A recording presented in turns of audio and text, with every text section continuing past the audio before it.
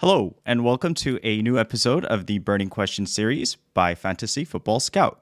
In this series, Pras and I, Sonaldo, talk about the key hot topics for the week.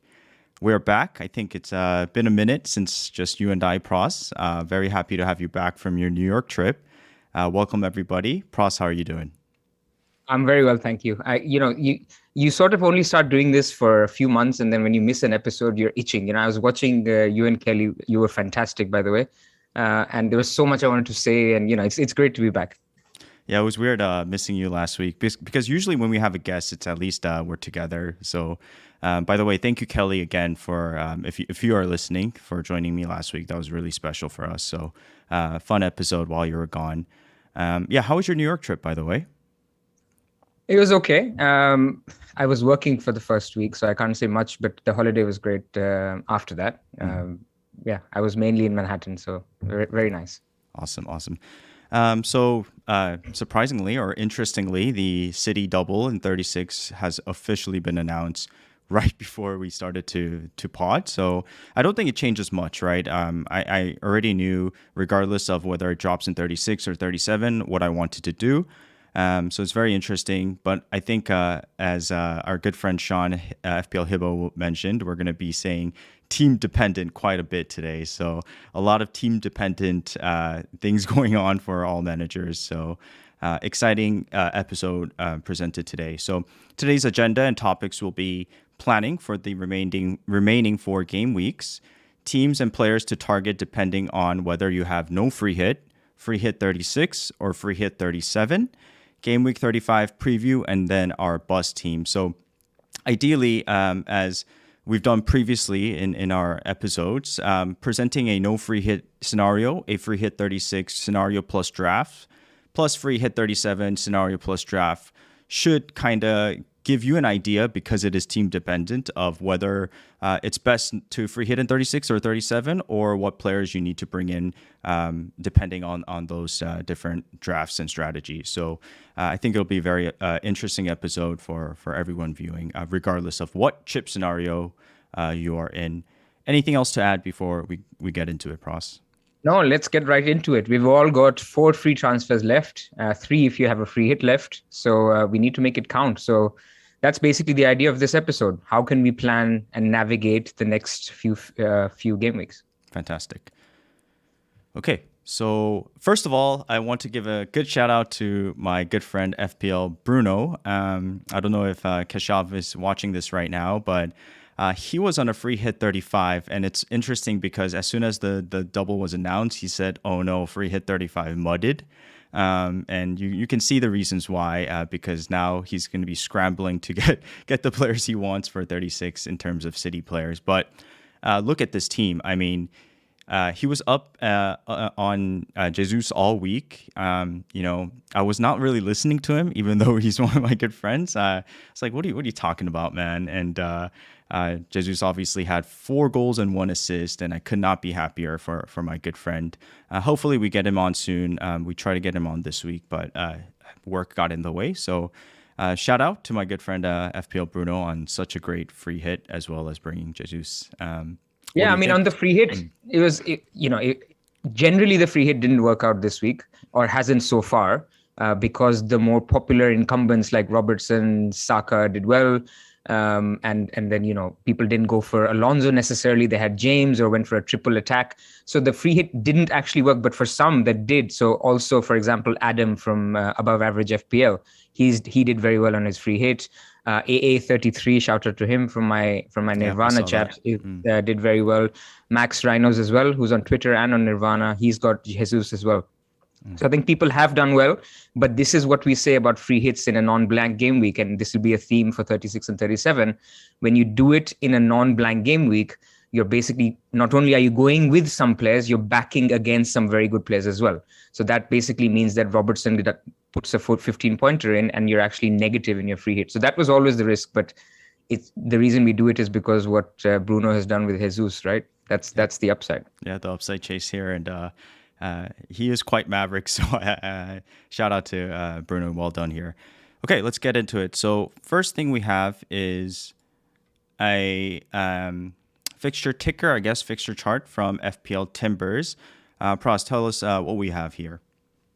So let's look at the next 4 weeks. And the idea is we start with the helicopter view and we start zooming in slowly. So we'll first look at all 4 weeks together.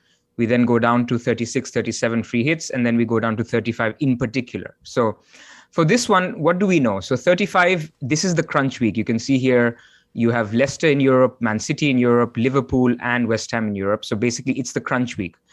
The subtle difference is that the Liverpool game is basically the Wednesday, and then they play Saturday, and then they play Tuesday. That's the worst combination because that's when you see most rotation. This is the reason why last week people were more skeptical about City, because City played midweek, they played on a Saturday, and then they played on a Tuesday. So this is why people were more confident on a Foden rest and a Sterling start, which all panned out, but except it was Jesus who got the point. So this week, in terms of Europe, I think City is a little bit more secured because they played yesterday, which is a Tuesday, and now they have a decent amount of break till Saturday, and then they play again on Wednesday. So you could punt on City players more confidently, and that also brings captaincy into it. If Liverpool play tonight and then they have the early kickoff on Saturday, how does that work for game week 35? So that's some nuances for game week 35. The other thing is Arsenal and Spurs both play West Ham and Leicester. Now, their games are obviously squeezed in, and they can only play on a Thursday, which is their European day. So they'll play on a Thursday and then on a Sunday, and then again next Thursday. What you expect is that the Leicester and West Ham teams should be heavily rotated, which in turn means that the Arsenal and Spurs fixtures are much better than they seem on paper, even though the Arsenal game is away. So that's basically some takeaways from game week 35. Do you have anything to add on 35 before I move forward? Yeah, I think the way you sort of explained the fixture crunch for exactly Liverpool, right, is the reason why we're seeing so many people kind of go away from Salah captaincy. Because ideally, as great as Newcastle has been, by the way, Newcastle, I think, has conceded, 13 goals in their last 15 games, 5 of them coming from Spurs. Shout out FPLTT. So, they're a good team now, right? They're a really good team. And also, Eddie Howe has done an amazing job bringing them up. If you just look at their points total, I think they were bottom, relegated to now, top 11, top 12 team. So, with the way that Liverpool's playing and Salah's been playing and the 2 goals he scored previous to this game week, you would think that for sure you got to put the captaincy on Salah, right? But now we're bringing Son and Kane into the fold, as well as possibly some other assets to captain. So it'll be very interesting to see how spread the captaincy is. I do believe that Salah's EO will still be above 100%, just from initial thoughts. But yeah, interesting there. For sure. And in topic 3, we'll come to 35 in detail and your captain and my captain. But going beyond 35 then. So after 35, Chelsea actually have a nice 1-week break leading into game week 36. So there were concerns with James. There are concerns with generally the Chelsea assets in 36. I think that still stands because the end of game week 36 is the FA Cup final. So they will play basically the Saturday, they'll play the midweek, and then on the weekend, they have the FA Cup final. So everyone expects a very heavily rotated Chelsea team against Leeds in game week 36. So that's something to keep in mind, that, even very rotation-proof players like Mount, Rudiger, these guys may actually see rotation even in the midweek of game week 36. So Chelsea, not so great in 36. The City schedule is, now that we know it's game week 36, I'll come to your thoughts on the City schedule itself and the game week 36. But now we know that in total we have, as originally expected, about 10, 11 teams that are doubling in 36. So that's Arsenal, Villa, Chelsea, Everton, Leeds, Leicester, Liverpool, Man City, Norwich, Spurs, Watford, and Wolves. So as expected, this is the biggest double game week of the season.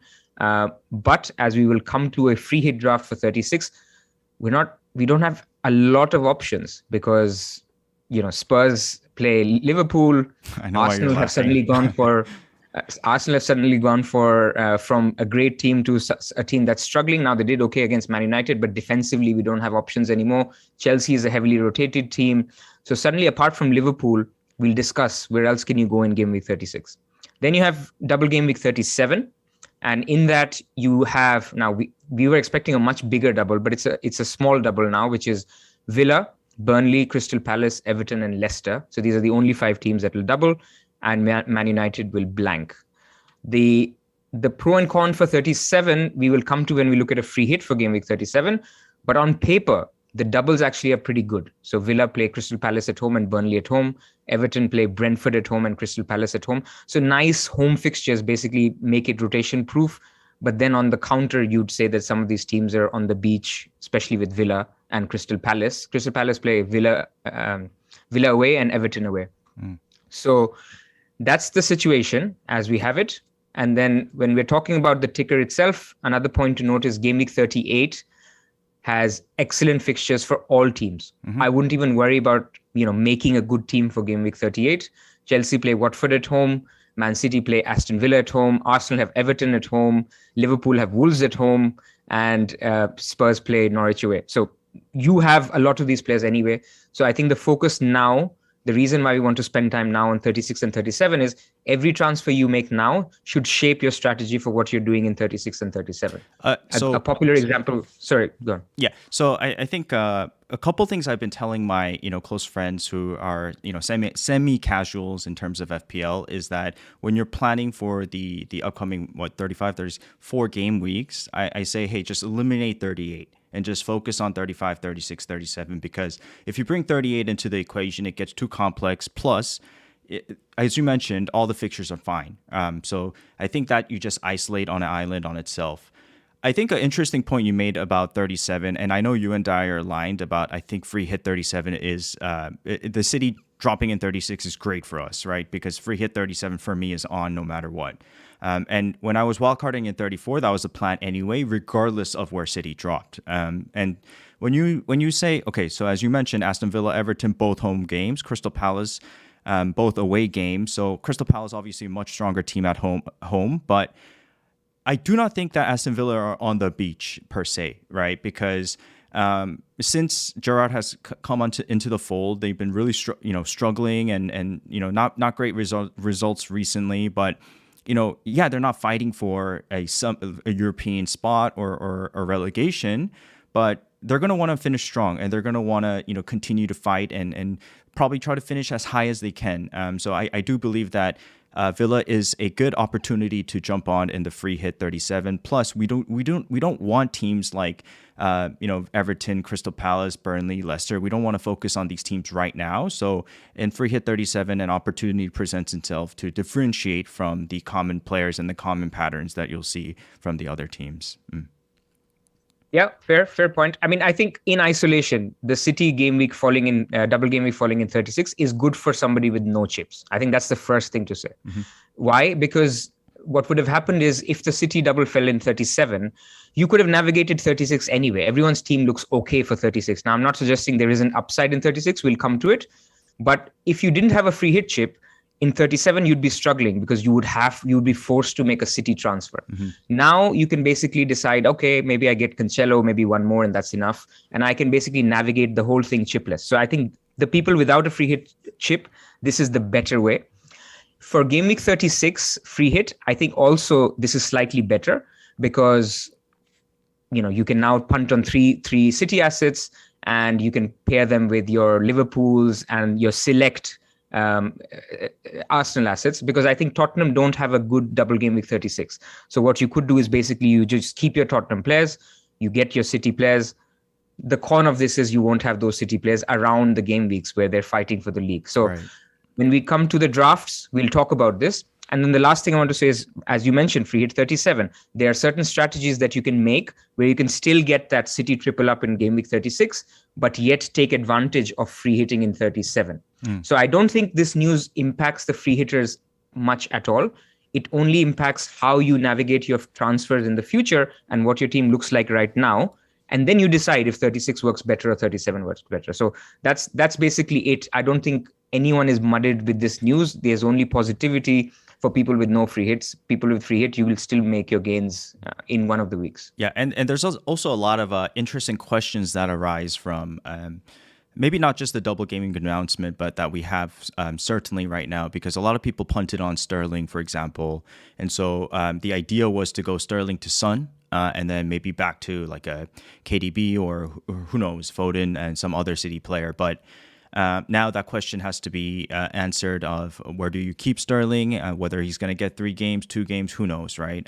So it is very difficult to give you a straightforward answer to those questions. Plus, as you mentioned in 36, Chelsea double is not really a double. We don't really know if any of the players are going to play 2 games. So what do you do with James? Looks like he wasn't pictured in training. So maybe he doesn't even start against United. No, on James Friday. was pictured. He was James pictured. pictured. Okay. Yeah. Okay, I read it wrong then. So interesting questions on what to do with Mount. And for example, I have Werner as well. So yeah. Okay, so what we do now is we're going to take it step by step. I just want to give the listeners and the viewers where we're going with this. So we're going to show you fixture tickers now, where it's going to be just, no free hit. So basically all the remaining fixtures, who are the best teams to target. Then we're going to take out game week 36 for those who are free hitting in 36. So therefore, who should you be transferring in today because you're free hitting in 36? And then we will take out the column for free hit for 37 so that you can then determine who should you get in if you're free hitting in 37. What we'll do after that is show you some free hit teams, potential free hit teams in 36 and 37, so that you can look at your own team today and you can then decide which are you closest to or which are the players that you want to get to basically counter against those free hitting in that particular week. And if you feel, let's say that I can get to a KDB, I can get to triple City, triple Liverpool, double Chelsea and 1 Arsenal in 36, then don't free hit in 36. That's the idea of showing you free hit drafts within different weeks. Similarly, if in 37 you think you can get to a couple of Villa, a couple of Everton, and the rest of the core of the team is going to be still Liverpool, Cancelo, then don't free hit in 37. That's the idea of what we're trying to do here. So let's go to the first one. Actually, before that, Sonaldo, you want to talk about the chips left, right? I just thought this was interesting because a lot of people are also having to navigate a bench boost 36. And I thought that I guess let's call it the population of bench boosters in 36 was smaller in my mind, but upon looking at the chip usage, there's still 40% of top 10K managers that are having to navigate 36 with a bench boost, and so that is a pretty high number, and you would expect those bench boosters to definitely gain, against the field. Probably maybe 6 times 4, so 24 points. It would be a good borderline or baseline, but who knows, right? And so I'm not sure about that. I mean, let's talk about the bench boosters for a second. Sure. This is actually slightly bad news for bench boosters, because what they'll have to do is, what are the bench boosters doing right now? They're trying to fix that second, third bench player. They're not going to get many City players because they can't. They can't be making these luxury moves of Kane to KDB, Son to KDB. They have to make the non-luxury moves of Weghorst to Pukki. I'm sorry, they have to. So, I mean, our friend Mihir is in the chat now. He's got so many non-players that where is he going if he has to use the bench boost? He has to get rid of Gelhardt, for example.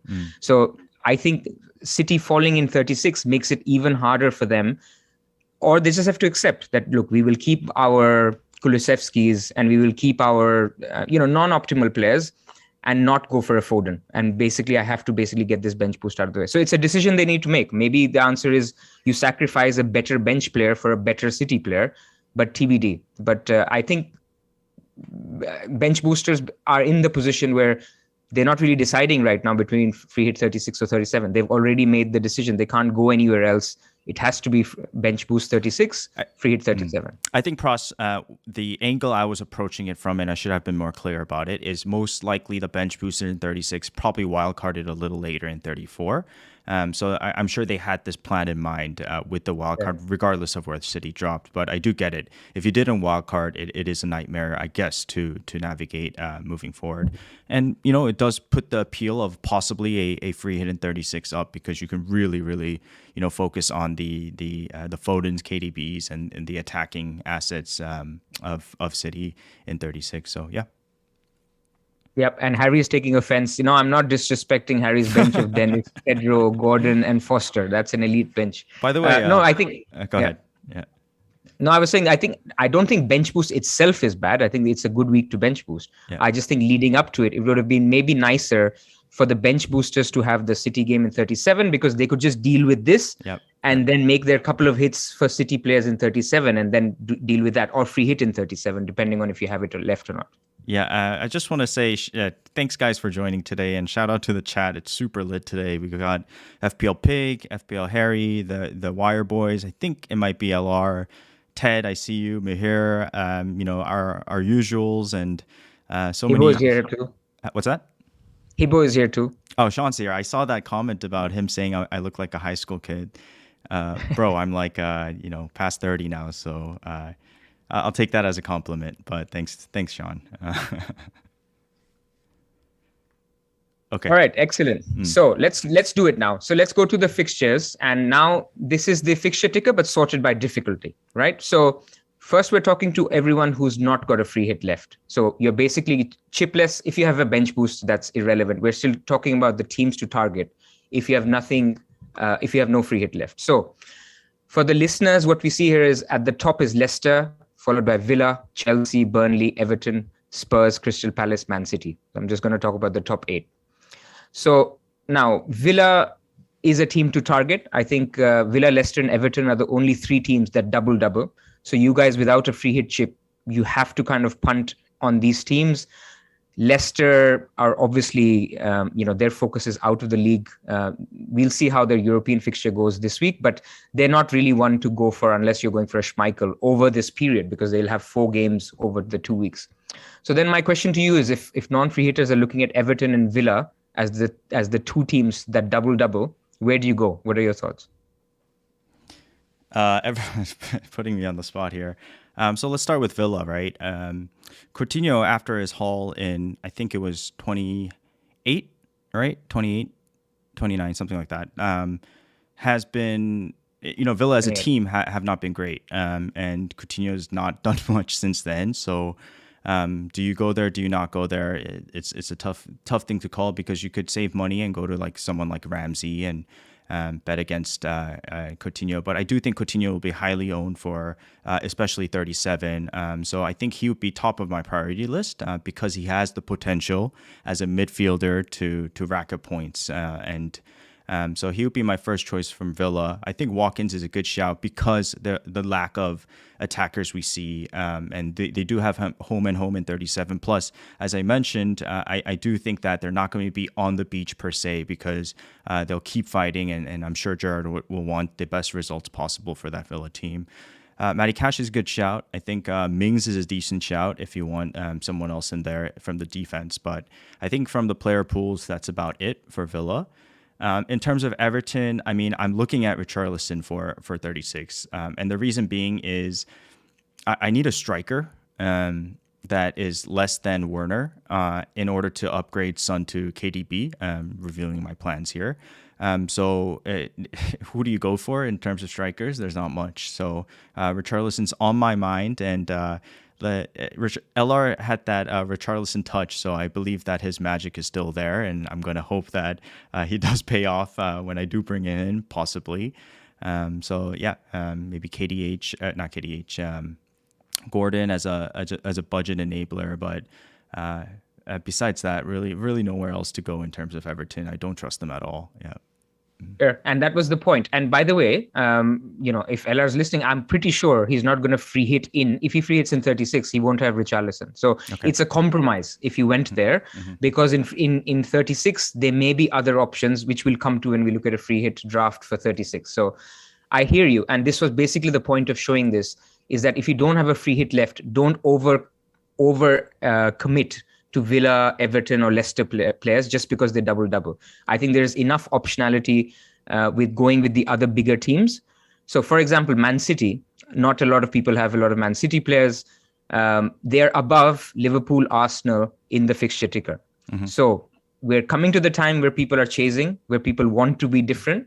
So in simple terms, KDB has better fixtures coming up now, and they're mirrored because they have the double at the same time than a Salah. If you wanted to go there, you could go there. I'm not suggesting you do, but that's an option.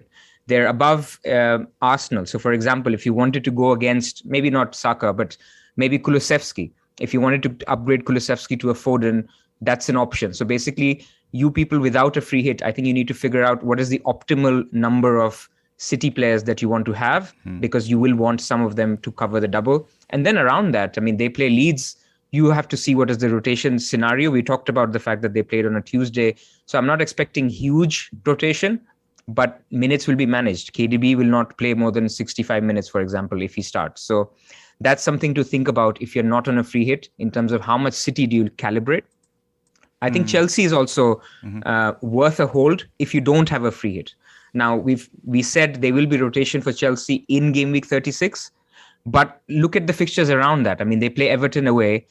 Then let's say even if you get a little bit of rotation against Leeds, you have Leicester at home in game week 37 and then Watford at home. So because you don't have a lot of chips, you've only got 4 precious transfers left. I don't hate holding on to an Alonso or a Mount, for example, who are guys who will basically stick around, because ultimately they're a decent team. They're not just they're on a down tool. So for non-free hitters, I think these are the teams you look at. Obviously, the core will include triple Liverpool. If you don't have that, that should be a priority. And a Saka and maybe a defender from Arsenal. But again, Arsenal defensively not looking great. But that's basically where we are. Burnley, lastly, is the final team that are in here in the top 5. If you have a Weghorst, keep him. I mean, they're looking a little better. Weghorst's numbers are a little better. Keep him. These are not priority transfers. Think of in the next 4 weeks, which are the players that I want to hit to basically get that Coutinho haul in 28 or that, other big haul, James haul in 29. So it's that kind of thing that we need to think about. Gary Clark makes a great point. It's a shame Villa are at Man City in 38. As you know, the first thing I said was isolate 38, and now we're talking about possibly bringing in a Villa asset, and they do play City in 38. So yes, that sucks, but again, we're not going to be tripling up on them. So I think one asset is fine. And a good point on City that I do want to make, not a good point, but a point I want to make on City is that I wouldn't worry so much about rotation because from the patterns I've seen recently, their core starting players are continuously starting and continuously playing, and the other players are making way for those players. What do I mean by that is like someone like Laporte. He's undroppable right now. And for example, Cancelo was not allowed to play in the Champions League, and you saw John Stones come in on the right side. Laporte is still in his spot, and he's been pretty much starting every single game. And even though you say KDB might come in and play 60 minutes and get off, if they're not winning, he's probably going to continue to play. So I think there's Pep roulette for sure, but certain players I would be much more confident that they're going to play the rest of the time in the league because they're playing for so much, both in the Prem as well as the Champions League. So some food for thought there. We'll get into it soon with the City assets. Yeah. Okay. So then let's go to free hit 36. So if you've got one free hit left and you're looking to free hit now, you don't have to commit. We're just trying to show you a scenario of if you were thinking about free hit 36, what are the teams that you need to target? So if you go to the fixture ticker for sorted by difficulty again, now we've removed game week 36 out of this. You see here now, basically Villa is the team to get, Villa and Crystal Palace, because you get with Villa, Norwich at home, Crystal Palace at home, Burnley at home in a double. And then obviously game week 38 is something that you need to not overcommit on, as you mentioned. So that double for Villa in game week 37 makes Villa the team to target if you were free hitting in 36. Crystal Palace are also, they're second on the ticker here. They play Southampton away, Villa away, Everton away, and then Man United at home. A word of caution on Villa, on Crystal Palace, like you mentioned. They're a very different team at home and away. Yep. So yes, you could go for Zaha. I mean, they look attacking-wise, they look very good. But in terms of clean sheets, I was listening to Walsh, who's a Palace supporter on FML FPL. And he basically thinks there's one clean sheet here in the next 4. So I wouldn't go big on Crystal Palace, even though they're second in the ticker. Burnley are annoyingly top of a lot of fixture tickers, and I'm not supportive of buying any Burnley players. I keep saying if you have Weghorst, hold him, but they're not a buy. If you have Pope, then fine, keep him. I think if you're free hitting in 36, you get Watford away. Then you have a double, which is okay, Spurs away and Villa away, and then you have Newcastle at home. So they're all okay fixtures, but you're backing on the fact that this new setup, this new way of play is better defensively and offensively. But ultimately, you're punting on a relegation-threatened team. Yeah, forget about Burnley and don't even go there. And yeah, great pod, by the way, FML FPL. Shout out to them. And also, I just forgot to mention about Villa that they do that Coutinho is actually great at home, and their next I think a majority of their next fixtures are at home, by the way. So that's another good thing to consider moving forward. Yeah, correct. And even more so if you're free hit 36, because you get three nice doubles. I mean, three nice home fixtures: Norwich, Crystal Palace, and Burnley, all nicely at home. So you would back, if you're decided on free hit 36, then definitely Villa is the team to go for. And I know Mihir is very excited on the chat saying I need to own up, because last week I called cash not a great pick. So given my strategy, and I'll come to free hit 37 in a second, Villa is not the team to target, but I can see that in some strategies, Villa actually works really well. But you're taking a risk. You don't know what their motivations are. With Gerrard, I think the overwhelming feeling is he still doesn't know his best setup. There's still a lot of attackers in limited positions. Sometimes they look great. Sometimes they look pretty average. Defensively, they're better than an attack. So you have to be cautious how you go with Villa. But definitely you have to play the fixtures, and that's the team to target. Just a general question to your Pras.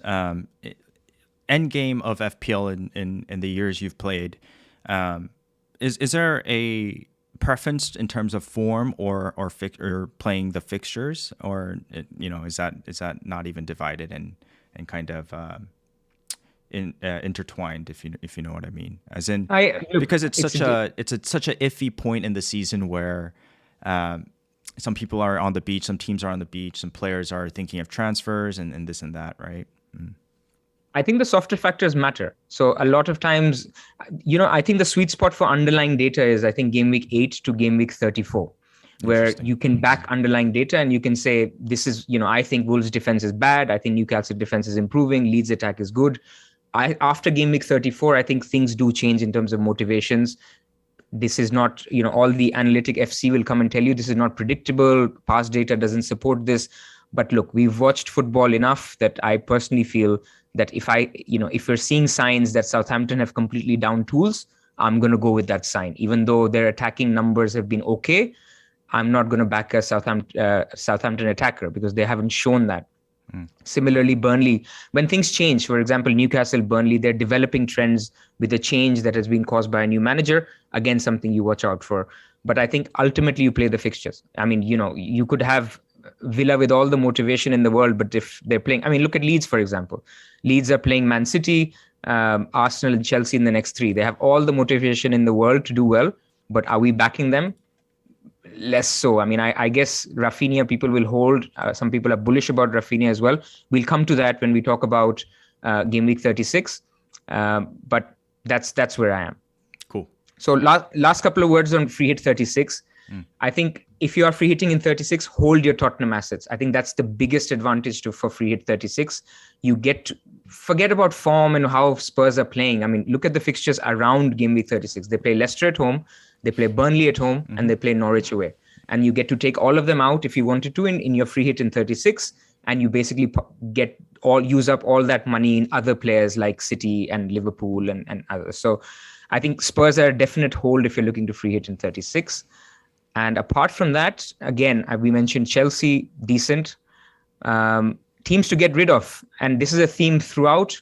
If you've got any players from Leeds, Rafinha, again, I'll come to. I don't want to offend Leeds fans. I think Rafinha, in fact, let me say it now.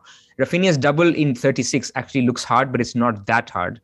And that's simply because if you're expecting Chelsea to rotate in the midweek game, then away to Arsenal and at home to a rotated Chelsea may not be as bad. Even though I think Chelsea, if they rotate, they just become a little bit more defensive. But that's personally my view. So if you've got Rafinha, if you've got Man United assets after this week, they're very much disposable. West Ham, disposable now. Even Newcastle to an extent, I would think. Newcastle, a lot of people have doublers from the Newcastle team. People have Dubravka. I think they have Liverpool home, Man City away. They don't have a double in 36 or 37. They play Arsenal at home and then Burnley away. So I think Newcastle are a team that can definitely be avoided. And that's about it. Yeah, and I just want to, this is a little bit of a tangent, but SBAM says Southampton look like they've been on the beach for 5 games already, and I am well aware as a Broya owner forever. And I just want to say something on this. On Twitter, FPL Lost, who I've interacted with over the past year and a half or two, is sort of my Southampton go-to guy whenever I have a question in terms of Southampton. And he made a very interesting point and thread about this, where he said that Southampton are such a team reliant on when such a team that's better when their back's against the wall and they're like fighting for something and fighting for scraping for a point and for a win. And Southampton's on the beach forever now. And so that's probably one of the reasons why their motivation and their results and form hasn't been that great. And it's very interesting that they are actually a prime example of a team where going to the beach is legitimately something that happens once they're not playing for anything. So very, very interesting to look at each team as a case study individually as well. Yep. Okay, so that's Gameweek 36.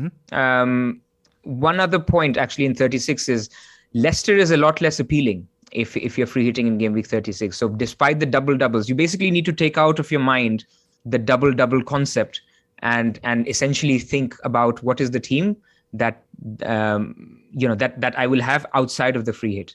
So Leicester actually will just have Spurs away, a lot of rotation. Then you have Chelsea away in the double in 37. I just think you avoid them if you're free hitting in 36.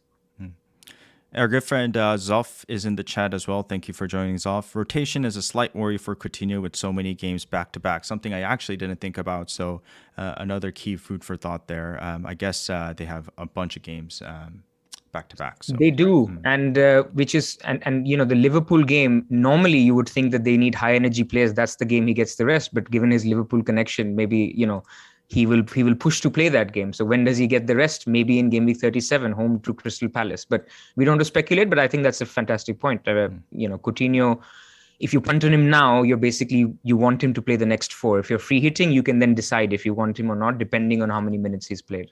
By the way, amazing episode last week with Tom Pernil and Zoff. I really enjoyed that as someone wildcarding at 34. So shout out to the Wire boys, and thanks for joining today. Okay, Let's do 37 now, Pras. So 37. This is the free hit 37. This is going to be slightly more popular. I am thinking of free hit 37. I think you are as well. And I just want to address this point that people think that if the City double has gone to 36, free hit 37 is not relevant. This is the fixture ticker that shows you why. So this fixture ticker for the listeners basically has, what are the top teams here? Chelsea, Man City, Tottenham, Arsenal. These are the best teams apart from Liverpool in here. And these are the teams that have the best fixtures outside of Game Week 37. What it means is right now, I don't need to worry about Coutinho. I don't need to worry about Leicester. I don't need to worry about Rafinha. My laser focus remains, I got Chelsea players in last week. I get Man City players. I keep some Tottenham. I keep my Arsenal and I keep my Liverpool. That's all. So, and this is basically, I think, where most of the teams are inclined towards, because most teams have 2-3 Liverpool, most teams have 1 or 2 Arsenal. And essentially what it means is if you've got a few Chelsea, we talked about Chelsea, right? They play Everton away, then they have the double Wolves and Leeds, slightly rotation, but then you have Watford at home in Game Week 38.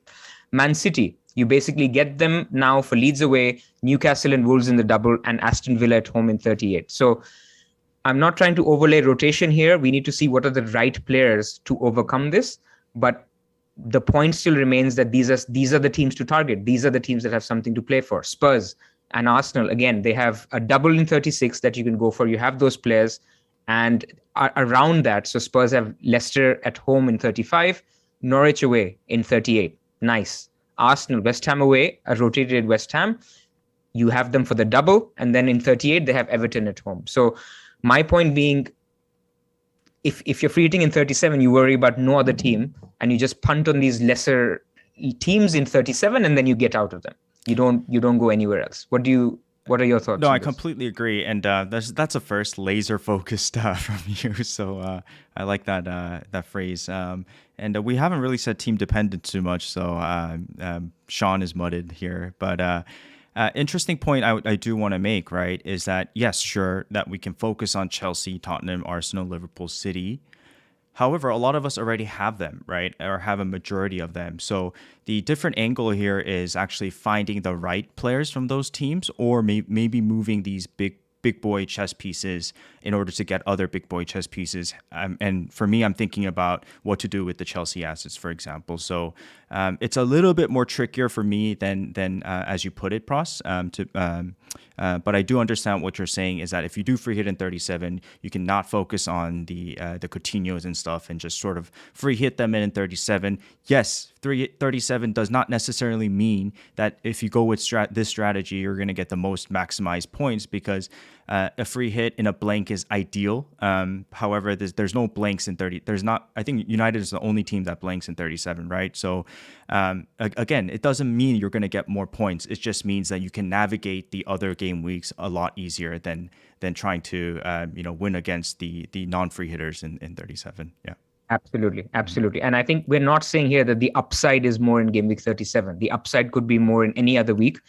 The risk is also there. So again, Zofar is saying on the chat, I mean, you could have sold Saka, for example, in 37, and that would have been the week he hauled, like what happened this week. I think this goes, we said this in game week 33. There is no week now where there is a free hit without risk, because the only free hit that is without risk is game week 30, where Salah blanks, or game week 27, when we free hitted earlier, when Salah blanks and some of the big hitters blank, you go against them and then you basically get the other teams. It'll be a positive net free hit no matter what. Here, yes, of course, there's a risk. And this is why when you see my draft that I've created for 37, it's a little bit of a defensive draft. I don't want to go against Salah, Trent. I don't want to go against Cancelo, even though they are not doubling in 37. And that's what you need to calibrate depending on where you are in your ranks or mini leagues. Yeah, absolutely. Okay, let's do the drafts now, Pras. Yeah, let's do that. I just wanted to say on 37, no, I think so Rafinha, you could hold. If you're free hitting in 37, for example, if you manage to bench him this week, I think you play him for the double and then he plays Brentford away. I think that makes the Rafinha a much better hold than in the other scenarios that I talked about. Maybe chipless, you could argue as well.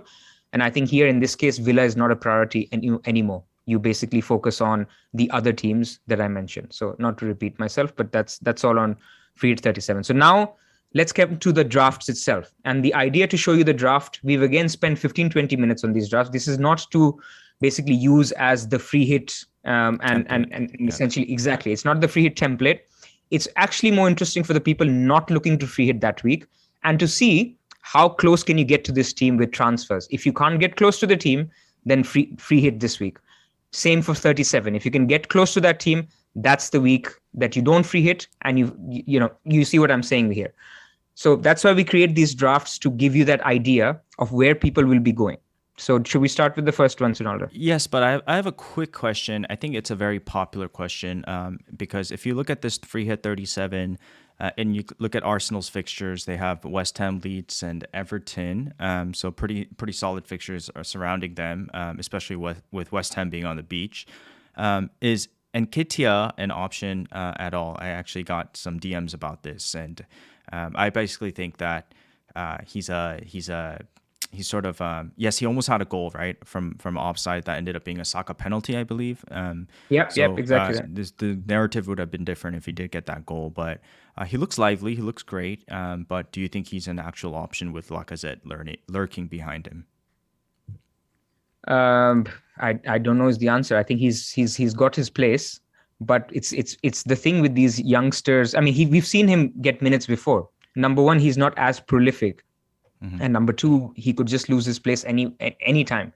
And when it's a double game week, even more so. Now, a lot of bench boosters have gone for it. That's fair enough. Even if he gets 90 minutes or 120 minutes, that's enough. So when we come to free hit 36, I think we will see a lot of nothingness in attack. And I think Nketiah could be an option. I think Pukki, Nketiah, Richarlison, all decent strikers, or Dennis, all decent enough strikers in the context of how bad strikers have been, are okay for 36. Cool. Okay, so this is your free hit 36 draft, I believe, with two City attackers in there, and for good reason. I'll just read it out to the listeners. We have Mendy in goal. The back line would be Alonso, Robertson, Trent, and Cancelo. The midfield, I believe, would be Saka, Mount, De Bruyne, KDB, Salah, and Mahrez. And up top, you have Pukki. Again, not the template, right? But an idea of what a free hit in 36 could look like. Correct. And the idea here is people will have triple City. Probably people will have double City midfield or attack. Here, Mahrez is a placeholder, right? That can be Foden, that can be Jesus, Bernardo Silva, if you wanted to go there. So basically, you will be competing against a triple City. Everyone will have Robertson, TA, and Salah. Maybe somebody could go for Jota or Diaz. I don't know, but I think those three are set. Then I think you're struggling, and Saka. So these are the spots that were nailed for me. The triple Liverpool, triple City, one Arsenal. Apart from that, where do you go? And so I went with Mendy in goal because I think, I think you need to have some Chelsea. Now, I remember that Zoff mentioned on the wire that he could even play Kepa, basically, before the FA Cup. I think so. So I'm not suggesting that Mendy is the best keeper. Maybe it's Ramsdale. Maybe it's Schmeichel. But what I'm trying to say is, you will have some keeper, but it's not going to be a differentiating keeper. You'll take a punt on somebody. You could have one Chelsea defender or two Chelsea defenders, but you're taking a massive risk here. I've just left in Alonso because I don't see any upside with any other big defender. You could look at Cash, but he plays Liverpool. So my issue with the free hit in 36 is there's not a lot outside Liverpool and City and Saka. Mm-hmm. Where are you going with it? I mean, what are your thoughts on 36? I mean, without coming to your draft first, in this setup where you go double City mid, who are the players who can hurt you? Yeah, I absolutely know what you're saying, right? So I think that if, for example, you have been sort of chipless the last, let's say, 4, 5, 6 game weeks, and you used up a majority of your chips between that 26 to 30 run, and you had to navigate, right? You only get one free transfer per week, so likely you're scrambling now to get those City assets, and you're scrambling to load up on the Liverpool, the Chelsea assets last game week, for example, right? So you're running out of transfers, and you're going to be, with double game week 36 being so big, and with so many 40% using bench boost, again. Depends on how many wildcard in 34 I get it.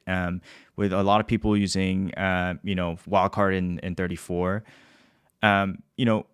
36 is going to be a big issue for those that are not having these Liverpool plus City triple ups. And so if that's the case, then a free hit makes sense, I think, right? So regardless of that, if you're in your shoes, Pras, and my shoes, I have a lot of these players already. Like, I have Saka, I have Mount, I have City, Liverpool, Chelsea, and striker could be anyone really. There's no one that really stands out. So the difference between what you have now and the free hit in 36 is very minimal.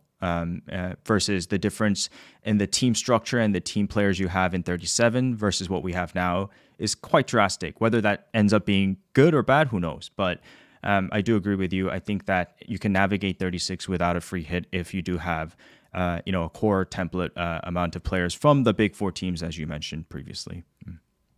Yeah, and depends on your situation. So Hibo is going to have a shot here when I say team dependent, because ultimately you could be in a situation where you have a lot of Man United right now, or you could have a lot of Spurs assets. Now, one notable thing here is we don't have any Spurs in this draft. And I think that's one key element of this free hit. Some people are still sitting on Son and Kane. So it's not easy to get into a KDB type draft with two free transfers. So basically that's the idea. If you're taking a -8 to get to this just to save a free hit, then think about that free hit. The other thing to talk about is, in a normal single game week free hit, like in game week 33 and in game week 37, you can sometimes think about going against a popular, heavily owned pick because, it's a single game week for them and you get a double game weeker, you punt, right? Some people won when they did Kane to Ronaldo. Some people badly lost when they did Salah to Bruno. And I think you were that as well. And so it doesn't work. In a double game week, it's even worse. So people who are saying, look, I have a Kane and I'm going to punt on Salah to De Bruyne. You're not taking a punt against Salah for one game. You're taking a punt against Salah for 2 games. That's even worse. So that's what you need to think about. Going against the template in 36 is going to be even more difficult, especially because the template will pretty much all have a double. So think about how you calibrate the risk on a free hit in game week 36. And that's how you think about it. So that's where we are with free hit 36. Just Do you want to go to your draft? Just a word on Son and Kane. Very interesting. I think Son now ends up being a decent hold so far because you could play him in 35, and then he's an easy move to a City midfielder. Even the likes of KDB, who's I believe he's only 0.8, 0.7 more than Son right now. So very easy maneuvering there. But if you do have Kane, it is a little bit more complex. I guess it is two transfers to get to a KDB. Possibly someone else, because you're not going to lose Salah, and to upgrade to the likes of KDB, you probably have to upgrade someone like Mount or that 8 million, 7 million bracket, which is a lot more harder to navigate. But yes, they're playing Liverpool and they're playing Arsenal, and yes, they've had one shot on target in the last 2 game weeks, but just see how 35 plays out and see how they are, because if when they actually play against a Arsenal, for example, I'm not sure about Liverpool, but when they do play against Arsenal, they might have more space to really utilize the counter-attacking system of Conte. And I think the big downfall of Spurs, this is again a little bit of a tangent, is the fact that Doc is out. I don't think as I'm not a Spurs fan, as a Sun fan, I don't think I appreciated how good and how important the Ireland boy, Sean's boy, Doc has been for Spurs. So very interesting to see how Spurs develop in 35 and how they do in the next game. So here's a burning question for you. If you have Kane, would you take a hit to bring him to De Bruyne in game week 36? If you don't have any chips? So a hit as in you're moving him for another double game week striker, and then you're bringing someone else. Yeah. So you let's say you have Kane and you have Kulusevski. You take a hit and you go Pukki and De Bruyne. Okay, and then you're free hitting in 37, or let's discuss both. Okay, let's discuss both. Yeah, I think so. I think I would. I think we don't I don't think we understand how good KDB is right now. And I think we understand how good KDB is right now, but I don't want to miss the boat on the opportunity of KDB's upside in 36 especially. So I think I would make that move. I'm not very confident on Spurs at all right now. So I think this is where the free hit in 37 works, right? Now, so this is where the free hit in 37 works. And this is what my thinking was. So I think people would hesitate to do that if they didn't have a chip, because Kane or Son play Burnley at home in game week 37, which I think is a captainable fixture. It's not a double, but it's a fixture that you want to target, right? And then they play Norwich away in 38. So by making this one move for this one game week where Kane already doubles, you're basically taking a hit to go to a De Bruyne and then losing on the Kane potential. Now, I think somehow you solve it with the free hit in game week 37, where you could do this. You could do Kane to Kulusevski, to Pukki to De Bruyne, or Pukki could be anyone, right? It could be Nketiah or somebody else.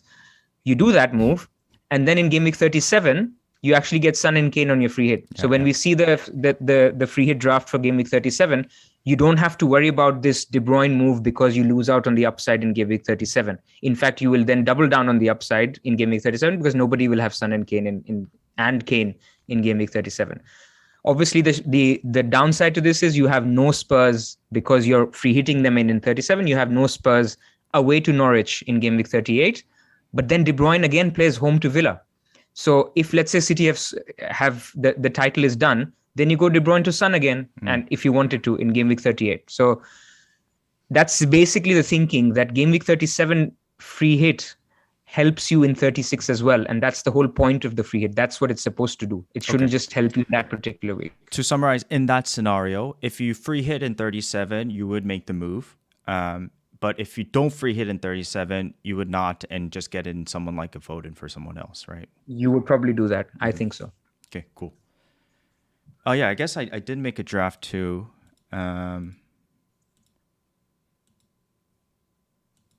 Yeah, so this one is a little bit different. very similar types of players, basically the same amount of players, same core players, except it's two City defenders versus your Mars plus KDB. KDB for me should be in there for 36 as a captain. So I got Schmeichel in goal. I do think it's a decent chance here. I do regret not bringing him on the wild card and keeping Ramsdale instead. I could have gotten Schmeichel.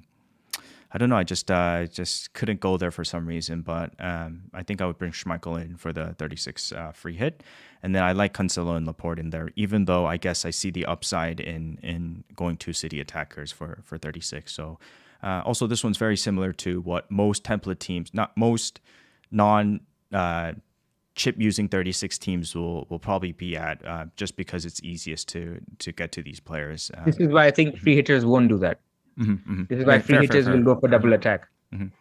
This is more of a sort of like not so much free hit 36, but a template-ish team in 36 that people can sort of Aspire to get. Inspire to get to. Yep.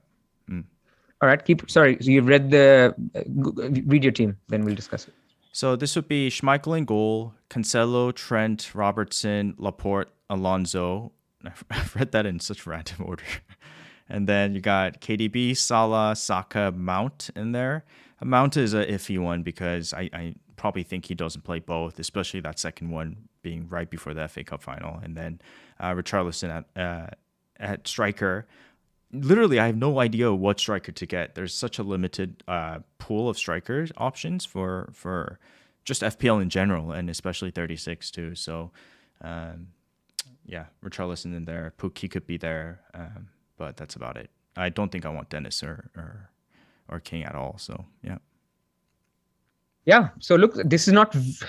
I mean, we've got three players different from our drafts, so I think we're in agreement that the core of the free hit 36 is that is those 7-8 players, which is 3 Liverpool, 3 City, one Arsenal, and 1 Chelsea defender minimum. Yep. So. Yep. I think that would be our advice. If you can get to these 8 players, and maybe if you don't want to play a free hit, maybe triple City isn't ideal, then go double City. But if you can get to 7 of these players, then see. I mean, is there enough gains to be made in 36, or should you go 37? That was the idea of showing you the free hit. Perfect. Okay, let's get to. So in this one, while you're doing 37, let me just finish it. In this one, who are you backing against in the free hit? I think you're backing against the Spurs guys. Yep. So am I saying, can Spurs beat a Liverpool 2-0 where Son goes mad? I don't personally see it, but they can blow away Arsenal. I think so. So that you just have to kind of back the fact that Arsenal have been defensively okay. They will not be naive enough to attack them and then be exposed to the counter. If we know that, then Arteta should know that. So that would be the hope. But yeah, you are back against that, and KDB could basically get a 59th minute cameo where Son or Kane get a brace against Arsenal. That's the risk. Yeah, the fixture ticker here is not updated, by the way, so apologies there. And Jake says Kane might do the damage in double Gameweek 36, and that's totally fair, right? That's the point I was trying to make about like the Spurs might do better against the stronger teams, but FPL is one of those things that if you make that argument for Kane against Liverpool and Arsenal, you can make that argument for any good player against any good fixture, or any tough fixture. And you want to play the percentages, you want to play the easier fixtures and the opportunities to get more points. It's just the reason why. That's the reason why you're backing against the Spurs boys in 36. And if you wanted to play it safe, get Foden, get Laporte, keep Kane. But I think then you're basically, most teams look like that anyway, or keep Son. But you could go Havertz to Foden, Alonso or James to City, to Laporte. That's your ready-made Gameweek 36 team there. So if you want to differentiate, if you want to get the upside, I think most will go KDB on free hit instead of Kane. FPL Cancelo, interesting, says what to do with Leicester assets. Leicester one's tricky. I think it's a sell, right? How do you feel about Leicester, Pras? There's not a single Leicester in your draft or my draft for Gameweek 36. let's look at the draft for Game Week 37. I'm pretty sure there is no single Leicester player in there. So while there is upside with them, I think apart from Schmeichel, there is you're basically getting single game weekers in rotated sides. So I don't see the upside there at all. I think these are the guys who should have made way for Havertz or Mount if you went last week. And these are still the guys who need to make way if you wanted to get Foden the week after. Okay, free hit 37. We just have one draft. This is yours, Pras, and I'll read it out to the listeners. You have Martinez in goal. The back line would be Tsimikas, Cash, Gehi, Trent, and Cancelo. Middle is Coutinho, Son, Gordon, Salah, Zaha. I like that Zaha shout. And then up top, you've got Kane, Richarlison, and Ford. And so I'm assuming here you have a 3-5-2? 3-5-2, yep. I do have, 3-5-2. Correct. So basically, the essence of it is a double Villa defense. I think Villa's double game week, I think you have to back their defense because they have shown some defensive form. And, generally, I think it's a reunion with Emi Martinez. So I couldn't think of, maybe you can go Mings instead. But I think a keeper, he's as good as you can get for a fixture like Crystal Palace at home and Burnley at home. So the three from Villa are Coutinho, Cash, and Martinez. In terms of Everton, the thing is, I wasn't sure. I mean, do we double up? But what I was sure about is Son and Kane double up, which is both home to Burnley. I've got Salah, Trent, and Cancelo here just because these are the guys who can hurt me the most, I think, in terms of a 15-pointer. Obviously, you can argue Robertson is the same. Saka could be the same.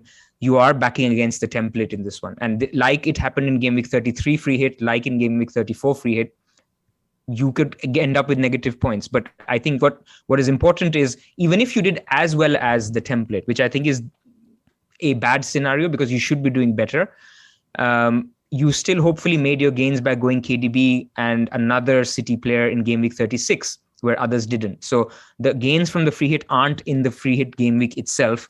It's the game weeks around that. And I think 36 gains come from a free hit 37 as well. So that's basically the point. So coming back to the draft itself, I've got Gordon here. Actually, this is a 3-5-2. Fine. I've got two Palace players, which is Zaha and Gehi. I'm not sure about Gehi, to be honest, because he would be first defender here, first sub. So you'd start with Cash, TA, and Cancelo. And then you have Zaha, who looked very attacking against Leeds. You have Salah, Son, Kane. So there's how many single game weekers do we have? Kane, Son, Salah, Cancelo, Trent. So 5. So this is what I call a more defensive draft, simply because you don't want to back against any of these single game weekers with decent fixtures and something to play for. I don't know if this is the right way. Some people may decide that we want to double up and get more double game weekers. We had this debate in Game Week 33. But depending on where you are in terms of overall rank in your mini leagues, you can decide to take the risk or not. Because you have to be conscious, the more risk you take, the more you're backing against the good players and the more chance you're taking of having negative points in a free hit. That was the thinking. Yeah, just to clarify, there's 5 teams doubling in 37: Aston Villa, Burnley, Crystal Palace, Everton, and Leicester. The ones that appeal are Villa and Everton because they're both home. Crystal Palace have decent fixtures in Aston Villa and Everton. However, they're both away and away.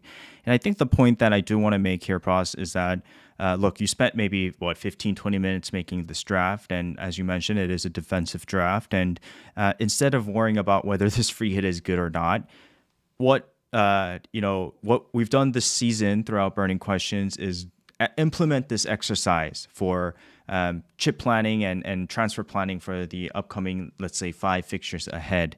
And so what you should do is look at your team, because again, team dependent, and go ahead and make your own free hit 36, make your own free hit 37, and sort of using that, see, okay, which one's going to be more effective for me to use and which transfers I need to do if I'm not using it in, for example, 36 and 37. So really, really good exercise to do for all FPL managers, and something I actually learned from my good friend Pras this season as well. So yeah. Yeah, I would even take it one step more. Make your free hit drafts for the 2 weeks. Put it in the scouts rate my team, or reviews, get the expected points for those teams in 36 and 37. Look at your current team, make a transfer plan, and see which is the week that you get more upside. Now, I want to be cautious. These tools are there just as, you don't have to go by them blindly, but I think these just help you plan a little bit better, because you may be further away from the perfect free hit team than you think. Because sometimes we think we have the top best 7 players, but those 4 players, if they all double against 4 very bad players, that may be worth a free hit in itself. So basically, that's the way you should think about, and that's exactly what we do for our own planning, which is why we discussed it here. Yep. Okay. Let's get to game week 35. And I saw a comment earlier about no free hit 35. I don't think many people are free hitting at 35, and I certainly would not recommend doing that. Because there's really no point. So here we have the fixture ticker for 35 sorted by, I guess, overall attack and defensive. So Aston Villa, Norwich up top, and then Leeds at the bottom playing Man City. So I guess we'll be talking about some transfers for this game week plus captaincy thoughts briefly, right? Yeah. Okay. Let's just, basic thoughts on 35. Like you mentioned, it's not a great week to free hit. It's a single game week. We've not had many like this. The idea is, who can we punt on? Can we go against Salah? How do we position ourselves for 36 and 37 to take advantage of what we do in 35?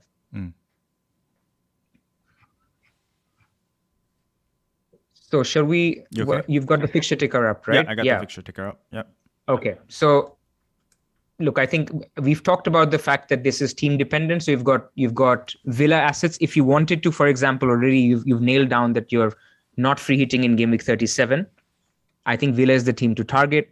If you've got Burnley, they've got their way to Watford. So this isn't the week to lose Weghorst. If you've got Man United, I think keeping them for a week, that one is more of a debate. What do you think? If you've got Ronaldo, do you keep him for home to Or actually, Ronaldo people are much more satisfied than the Bruno people. If you've got Bruno, do you keep him for home to Brentford, or do you take him out for a Sun, or do you take him out for Kane? For KDB? What do you think? It's so team dependent, because what the question that actually you should be asking yourself before you ask me those questions, Pras, is how big of 36 is it to you? Like how big of importance is 36 to you? Because if that 36 is really the game week you want to target, regardless of what chips or what transfers or what strategies you have in mind, that means that rolling a transfer might be the best option this game week, and really maximizing your options for the next game week. So I think that's the first question I would ask myself. So in that case, do you go from a Bruno to a Son? No, I don't think so. I think you play Bruno. Granted, so very interesting about Bruno is that I looked at his season zone map from this year, or heat map from this year, and I looked at his heat map from last year. Look, Bruno is no KDB. We get it, right? But there was a time in place, and before I get all the hate in the world, where Bruno was producing and sort of playing that KDB role for Manchester United. He was playing really well, right? And last season, his heat map over the season is way more up in the attacking third. And this season, his overall heat map is super, super down, like way more deeper than the role he is. And when I did bring him in for, I think it was 33, we saw that, right? Ronaldo obviously hauled and did really well, and Bruno was playing super deep. So just on Bruno itself, it's not a confidence pick at all. I don't look at that Brentford game and think like, oh, I have Bruno, I should keep him. But again, the core question comes back to, what do you want to do in 36, right? And if you are looking to not have a Spurs player in 36, then maybe it is best to wait for that move, or you get to KDB somehow now and you try to attack 35 and 36 with KDB. So it's a tough one. I don't think I would make a special move to go to Son. Because what have we seen from Spurs? The last 2 games, 1 shot in 2 games. Come on, like there's not enough confidence in me.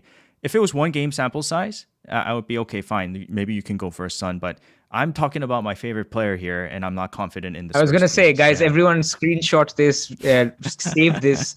Basically, Sonaldo is, and ironically, I'm going to disagree and say get Son. So Oh, you really? finish first. Okay. Yeah, I'm not confident, but with that being said, it might be just a patch, and Conte might, kind of slap them on the head and say, "Yo, get back and get your ish together." So maybe they do perform in 35, but yeah, not confident is what I'll say. Yeah, I'm turning red right now. No, look, I think it's a captainable game because Leicester are not thinking about this game at all. They're thinking about their Conference League game on Thursday. They're going to show up with a team that is highly rotated because obviously they have the second leg after. And so that's one side of the equation where I think Spurs have a good fixture. The other side of the equation is that Liverpool, we talked about the tight turnaround Wednesday, Saturday, early kickoff, Tuesday. I mean, I can't see Salah playing 90 minutes. Whether he plays 70, 80, 60, I'm not even going to speculate if he's benched. He probably won't be, given where the league is. But you're basically just saying, look, I think I'm going to back the guy who's going to play 90 minutes against a heavily rotated team. So in a nutshell, if you're going to captain Son, and if you don't have any Spurs players, I think it's worth it. I think you go Son first and then you go KDB after, or you swerve KDB in game week 36. So some sacrifice has to be made if you're chipless. If you're with a chip, obviously you get Son, you play a free hit in 36, and then you keep Son for the rest of the season. So everything comes down to how your chip strategy works. But I think in game week 35, there is a lot of upside. I saw people looking at selling Kane after the blank, no shots. This all stuff basically plays in people's minds. But remember, if you're playing a free hit in game week 36, for example, Spurs is the best team you can have for the run-in. So let's just think about this. This is why we plan that I think Spurs is a team that you can back against Leicester this week and potentially captain. I mean, for me, my captain at the moment is Kane. I may get scared and get FOMO and captain Salah in the end. I'm not going to deny that. But I think at the moment, my head says that Kane is the better captain. So you're saying a -4 to get a captain in Son would be okay, but if you're not captaining him, you wouldn't bring him in, right? No. Okay, no. cool. That's the thing. Yeah, for me too. I'm split between captaining Son or Salah. I think right now it's going back and forth, but like I'm not saying don't get Son. I'm just not confident in Spurs right now. Yeah, fair enough. I don't think that's wrong at all. That's a good read. After Doherty, they haven't shown the same. But then they've played teams. Again, another shout out to FML FPL. They pointed out that the last 2 games that they've played have been against teams that have planned against them for a week. You're now playing against a Leicester team that is not going to change the way they play. They're just going to play with worse players with 3 days of preparation, 2 days of preparation. So it's a very different scenario to a well-oiled machine like a Brighton or a well-managed team like a Brentford. Now, these are not elite teams, but they had a whole week to think about how are we going to tackle Son and Kane. That's very different to a Leicester team that they're going to come up with right now. So I would just caution that this is where the context is more important than underlying data like shots on goal, which is very important. But you have to see where this is going, and I think Leicester are there for the taking on the weekend. I think first of all, you're talking me into captaining Son, so very unique situation on burning questions. But I think another thing that I've seen from the Spurs teams that's disheartening is the fact that they literally can't get the ball up to Kane and to Son and. That midfield is really needs Skip in my opinion, and so you see Kane dropping so deep, and when like I love Son, right? But if Kane's not performing, Son's also going to struggle at times, and so there's cases where they play fine without each other, and there's times throughout the last 4 or 5 years where I've seen Son really carry the team behind his back without Kane. Really, there's been stretches like that, right? But right now, in the current climate of how Spurs operate, you need Kane to be performing in order for Son to become alive and playing well. So there are some signs of worry, but we'll see where my captaincy ends up this game week. Yep. Okay. A couple of other teams to talk about game week 35. So Arsenal, we discussed. Arsenal are also playing or will play a heavily rotated West Ham side. Now, the difference between Spurs and Arsenal is that Brendan Rodgers will play the same way, with just worse players. but David Moyes will play more defensively if he has a worse team. You saw that against Chelsea. So even though it will be the similar situation, it's an away game. West Ham will be at home. Sometimes you have more pressure to kind of put up a better team when it's a home game. So I think that will be a slightly tougher game. But again, it's a game worth holding players for. Definitely, I think nobody is selling Saka. But let's say you were debating between selling Ramsdale for someone else. I think play Ramsdale because it's going to be a decent enough game where Arsenal could do well. So that was the one thing I wanted to say on Arsenal. On Chelsea, somebody pointed out in the chat correctly, which is Chelsea play on a Thursday and then on a Sunday, which is fine from a European perspective. They do that all the time. But you could, given the fact that they're preparing for FA Cup final, you could see a little bit more rotation. So I think the Chelsea players that would be interesting here would be the ones that maybe miss out on the Thursday. So I'm thinking of maybe if Alonso misses out, great pick for 35. If James doesn't play, but he's almost ready, great pick for 35. So you don't need to rush into selling the Chelsea players. If you see an early sub that they could play on Sunday as well. Some interesting stats. FPL A+. Thanks again for joining every week. Says Kane has scored 12 goals in the last 10 matches versus Leicester, which is really reassuring. I do believe in this. I do believe that there's bogey teams and there's teams that players love to play against, Son against any yellow jersey team. But Pras actually is not a big fan of historical data versus a singular team. Am I correct, Pras? Yeah, look, I'm not going to say it's completely BS, but, sometimes people say, oh, this guy has scored 5 goals against Norwich in the last 5 seasons. I mean, it can also be just a statistical anomaly, right? I mean, unless there's a specific reason. When Vardy plays Sheffield United, for example, so now I know Kane played for Leicester in the past, but I don't see that same, he's desperate to do well against Leicester kind of thing. It's great to have a good record. I think you feel confident. The other thing I feel is sometimes players have this thing with going to certain stadiums. So it's a home game. So that also doesn't exist as such. I feel that if I had Son, I probably prefer him to Kane in this one. Again, given the way they set up, given that it's a home game and Son tends to do better than Kane in home games. But I think Kane is also a great shout. Yeah, and Wrangler, who's also very active on Twitter, makes a good point that Leicester have European duties, so a B team in 35 might show up, and yeah, that's very appealing for a home game for Spurs. Good point there. Quick question before we move on to bus teams, unless you have more to add. I know in the circle chat there was interesting comments about Jesus as an option for FPL. Looks like he started the Champions League as well, got a goal, obviously did great for FPLBrunoo on his free hit in 34. Possible striker option? Yeah. Mm-hmm. Yeah, very much so. Mm-hmm. Very much so. I think Gameweek 36, many may punt on him as the striker. So, for example, in my team, I mentioned the Pukki and the KDB scenario for Kane and Kulusevski. I can equally do Kane and Havertz to Jesus and KDB. Yeah. So you basically sit tight, you watch what City play, what team they put out against Leeds, more importantly, what team they put out against Real Madrid in the second leg. So let's say Jesus misses out on the second leg for Real Madrid. I doubt it, given how he played in the last 2 games. But if he does, that's where you go.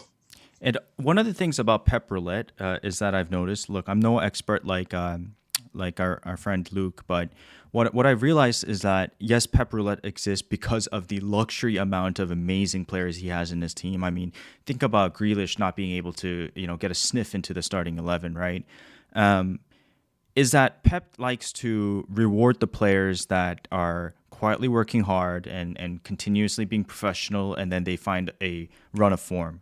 And right now, at crunch period of the most important, last few game weeks, both for Champions League and for Premier League, the fact that he's started Jesus in such an important first leg versus Real Madrid is a sign that, like, if a player is continually performing, he's going to keep playing and getting into the team. So I think there's a little bit of an opportunity here to get a striker that we're so desperate to find in FPL. So Jesus definitely a decent shout to look forward to moving on. Yeah.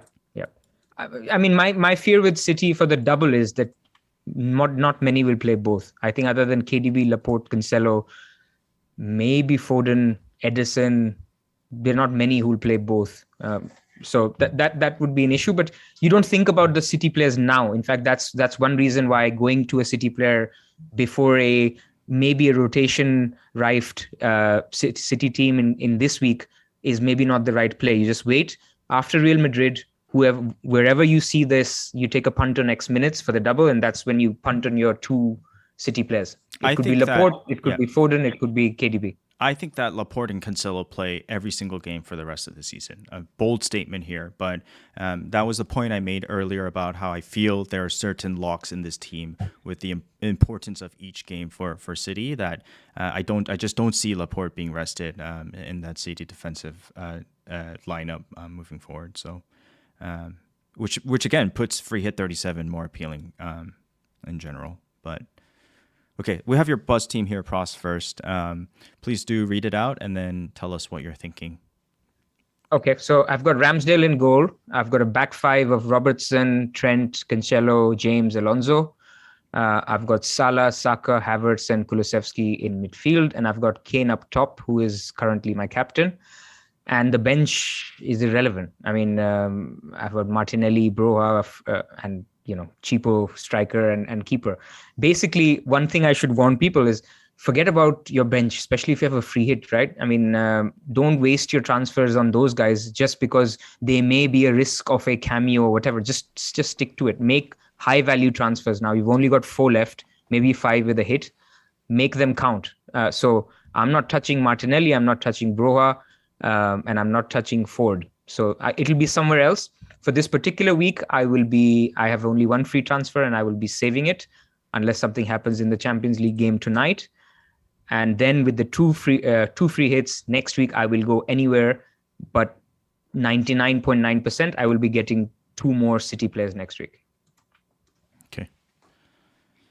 Thanks, Thelma, for pointing out it is Jesus, not Jesus. So my pronunciation is notorious, as many YouTube viewers know. So no, mine too. Yeah, nice to learn. Okay, so let's go to my team. I wildcarded in 34, and this is the lineup I have: Ramsdale in goal, Cancelo, Trent, Robertson, James, and Laporte. In the middle, I've got Son, Salah, Saka, and Mount. And up top, I've got Werner, and then a non-existent bench, basically, of Brownhill. And then the rest are, not even playing. So basically, this was the risk I took in Wildcard 34. And it looks like a risk I regret in one way. And the one way I regret it is that I should have gone Laporte over James, not because Laporte did better and James got rested. It's because Alonso. Sorry, it's because if I had gotten Alonso, I could have gotten a second playing striker. That's super cheap, as in Nketiah at least. That would be a decent option at least to have as two bench players. But this is the risk I took.